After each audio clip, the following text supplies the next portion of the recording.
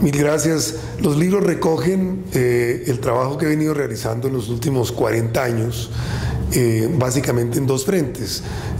Uno de los libros, Accompanied Self-Rehabilitation, recoge una experiencia de trabajo con enfermos mentales indigentes en una institución denominada Fongratá, donde se hizo un modelo de rehabilitación distinto al del hospital psiquiátrico asilar de tipo tradicional, donde realmente se aplicó un enfoque de recuperación para estas personas, donde se ensayaron técnicas utilizando básicamente el trabajo y el arte como herramientas de rehabilitación, y que mostraron realmente cómo ya el hospital psiquiátrico de tipo asilar, que existió por muchos años, ya no requiere, debería desaparecer y no se justifica. El otro libro es un libro que se titula Cartas imaginarias a Freud y otros ensayos, que recogen los trabajos que he escrito como psicoanalista a lo largo de estos 40 años.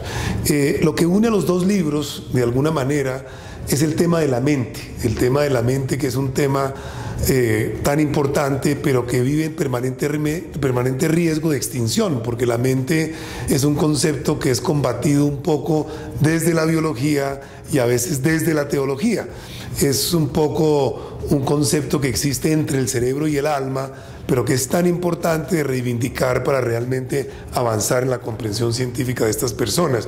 Luego, el denominador común de estos dos libros es una reivindicación de la importancia para la ciencia del concepto de mente. En algún momento de mi vida profesional se me ocurrió que Freud, habiendo sido una persona tan dedicada al género epistolar y de hecho una persona que planteó tantas de sus teorías en cartas con sus colegas, me parecía interesante y sentí alguna vez lástima de que ya no había manera de tener correspondencia con Freud, y se me ocurrió, bueno, se puede tener a la manera de una carta imaginaria, y así empecé con una primera carta imaginaria en que le envié a Freud, que, como les digo a mis colegas, que no se preocupen de que yo haga cartas imaginarias a Freud, siempre y cuando no llegue a contarles un día que él me contestó, cosa que sería preocupante. Pero es un género que permite profundizar en los conceptos de la mente, en los conceptos psicoanalíticos, que han sido tan importantes como manera de entender lo mental a lo largo de toda mi vida profesional. Me di cuenta que en este diálogo epistolar era la manera de discrepar con él, estar de acuerdo en ocasiones, discutir, pelear. De hecho, no es una reverencia a Freud, es una discusión con Freud, es un diálogo abierto en el que en algunos puntos estamos en desacuerdo, en otros de acuerdo, y inclusive he tenido la idea, quizás la realice en el futuro, de que alguien, ojalá no fuera yo, me diera una respuesta imaginaria a mis cartas a Freud, pero eso queda para el futuro.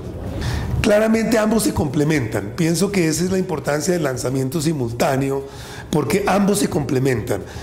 No podrían existir el uno sin el otro. De hecho, fueron en un primer borrador un solo libro.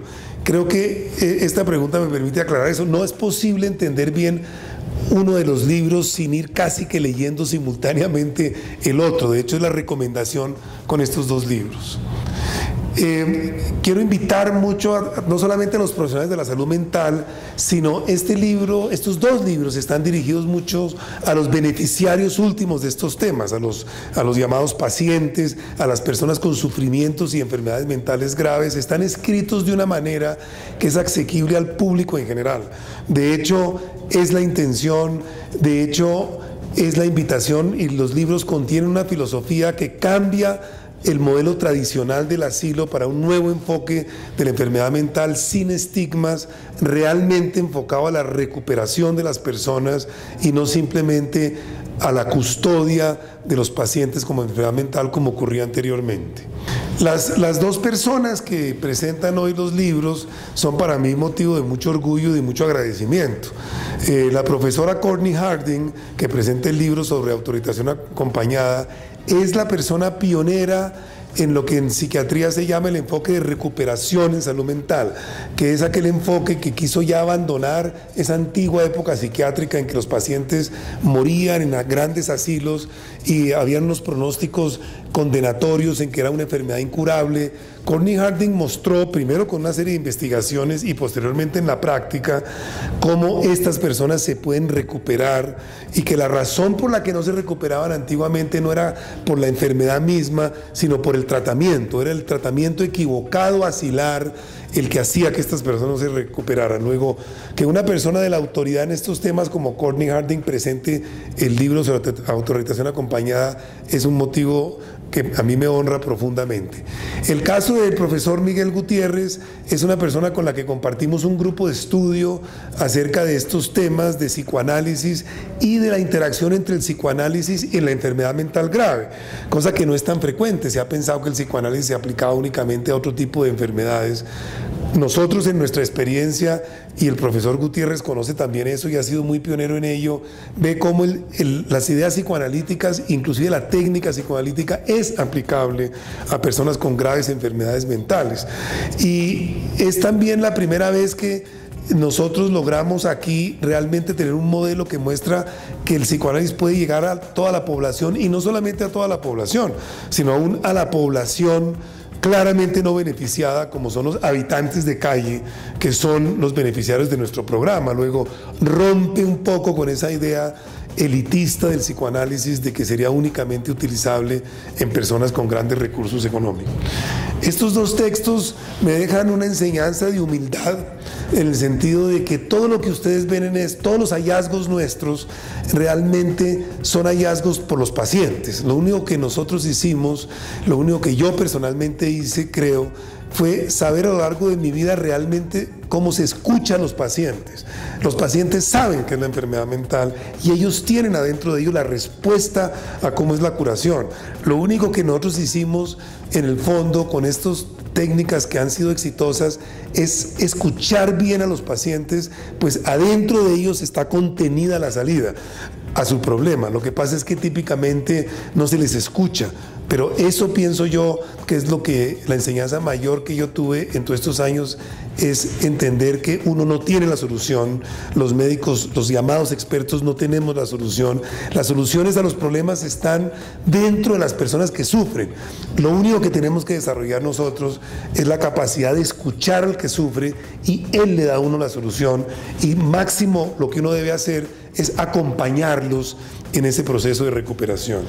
Sí, para concluir, tal vez quisiera decir que realmente el propósito de estos dos libros es ayudar a que de una vez por todas pase a la historia aquella fase terrible de la psiquiatría en que los pacientes se metían en grandes asilos, en hospitales psiquiátricos, en que solamente se manejaban con medicación psiquiátrica, que, como lo he dicho en otros escritos, esta situación que reemplazó el antiguo asilo psiquiátrico por lo que yo llamo el asilo químico, aquellas personas que andan con tratamientos únicamente con medicación psiquiátrica, es la nueva modalidad asilar, ¿no? Que es el asilo químico, ¿no? Que reemplaza el asilo antiguo. Eso hay que superarlo, y en estos libros creo que se verá, hay un mensaje de optimismo de cómo las personas que tienen un sufrimiento, alguna enfermedad mental, pueden realmente recuperarse de estos sufrimientos.